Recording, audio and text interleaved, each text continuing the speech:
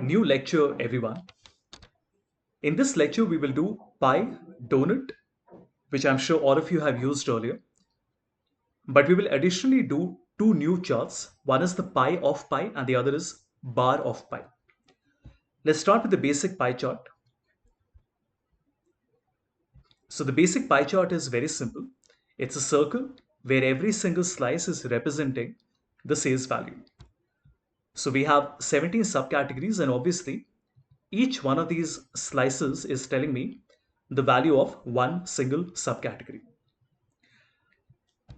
If you also want to see the numbers, we can add data label as well, like this. So let me put it on the outside end so you can see all the numbers like this. Another small tip, you notice that center, inside end, outside end is not really coming correctly because some of these numbers are overlapping with each other. To avoid this, you can always select the option called best fit. And in this, you notice that none of the numbers are overlapping because Excel is smart enough to figure out that some of these numbers should be skewed a little bit or offset a little bit so that they don't overlap with each other. So this is the basic pie chart. Again, you have different styles available. Some of these are interesting, like this one I like. I also like this one, but you can pick and choose the one you want. You can also change the color. So if you want a different set of colors, or maybe you want to have a single color palette, maybe different shades of blue, then you can do this as well. So we don't want to get into all this. I want to show you how to convert a pie chart into a donut chart. So we select the last option. It's called a donut chart. A donut chart looks like this. It's exactly like a pie chart. The difference is that it has a hole in the middle. Let's double click on any one of these single slices. Now we have three options with us. It says angle of first slice, donut explosion, and the donut hole size. When I change the angle of first slice, you notice that I'm actually rotating my pie chart, and this helps me control the first subcategory that I would like to show. For example, maybe I want this one, 97680, which is bookcases, to be the first subcategory. How do I do this? I will simply rotate it, and let's rotate it a little bit more. So let's try 290%. Let's try a different number.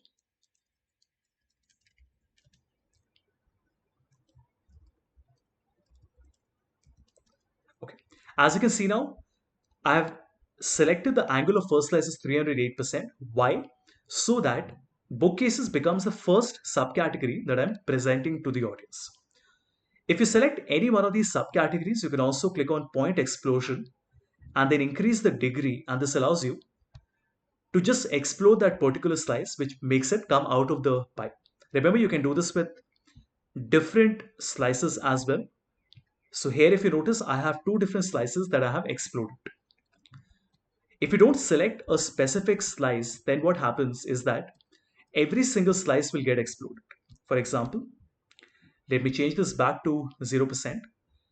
If you select, let me also remove the numbers. We don't need it right now. If you select all the slices and if you click on donut explosion, you notice that it appears like this. Again, there is no right or wrong here. It really depends on how you want to present your data. And the final option we have is the donut hole size that allows you to either reduce or increase the donut hole size. Right? So if you want a thin bar that looks like this, then you can keep the donut hole size as maybe an 80 or a 90%, and the data appears like this. It's a very elegant way of presenting the data set. Now that we have done the pie and the donut chart, let's come to the other two options. We come to the pi of pi and the bar of pi. Let's understand the problem statement first. The first thing I want to do is to sort my data. So I'll sort it in a descending order. We'll make a normal pie chart. And you immediately notice that despite the fact that all the slices are being shown, and obviously they're coming in a descending order. So we have the largest, which is fasteners, and the smallest, which is accessories 1580. It doesn't really look very nice because there are so many colors. It's very difficult for the user to work and understand this pie chart. Whenever you have a very large number of subcategories, typically more than 5 or 6, it doesn't make sense to show every single one on a single pie chart. What we do here is to go to change chart type and select the third option, which is a pie of pie. At first, it might look a little confusing. Let's try to understand what is happening. I will go to chart design and also put my legend so that we can see what colors are being represented by these subcategories. Let's start from scratch. I will double click and you notice there is an option called values in second plot, and I will make this 1 or rather 0. I hope you are able to see what is happening. Right now, every single one of the 17 subcategories is coming in my first pie chart. But I also have a second plot, which is this one. The moment I say that one of these subcategories should come in my second pie chart, what is happening is that accessories is being shifted to the second plot. If I make this 2, now you notice that accessories and appliances is coming to my second pie chart. What this means is that I'm shifting some of these subcategories from the first pie to the second pie. For example, if I make it 5, you would notice that the bottom 5 subcategories that I have, which is accessories, appliances, envelope, chairs, and binders, these 5 are being shown in the second plot like this. But then what is this green? Now, this green is nothing but the summation of all these 5, which means, let me also put the numbers so that you can see this clearly. So I'm adding the data label and let's increase the size a little bit.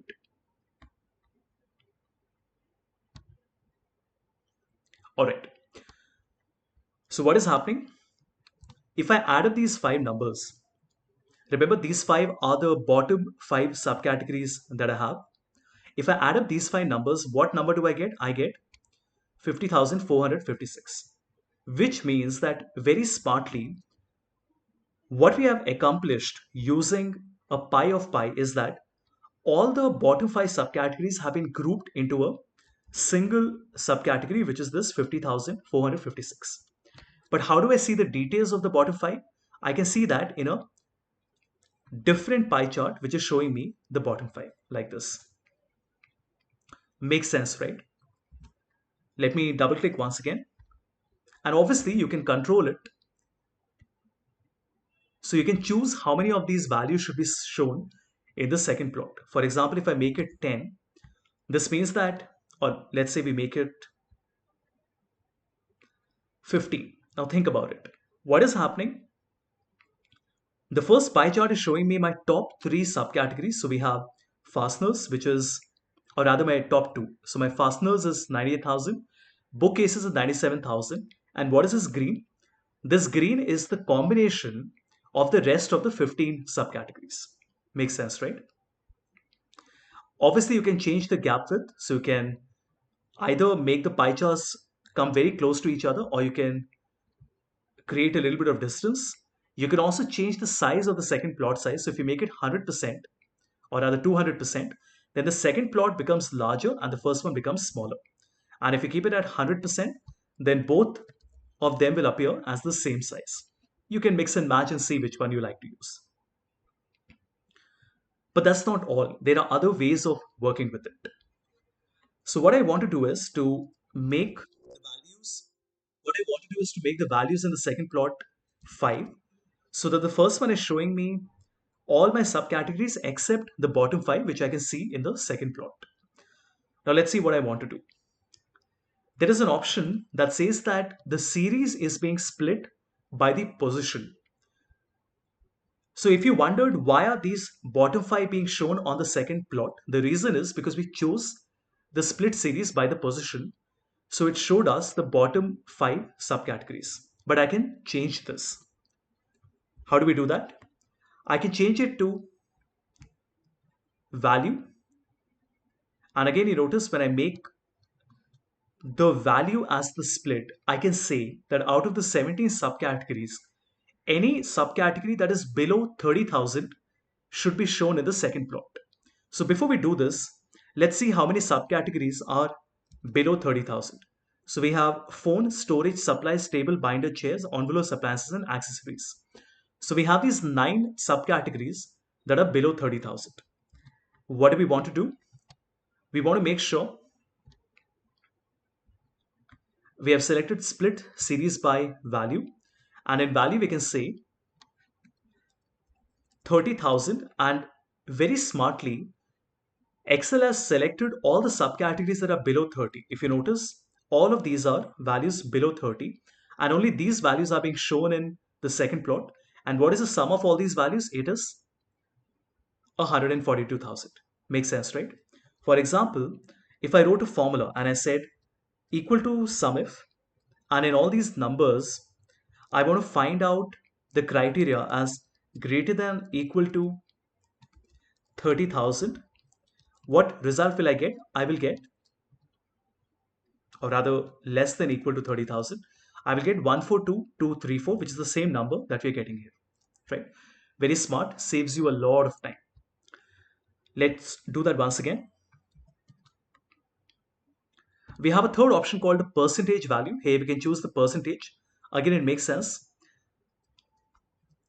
If I say 5%, you notice that the bottom 5% values are shown here. If I say 50%, then 50% of the values are shown here.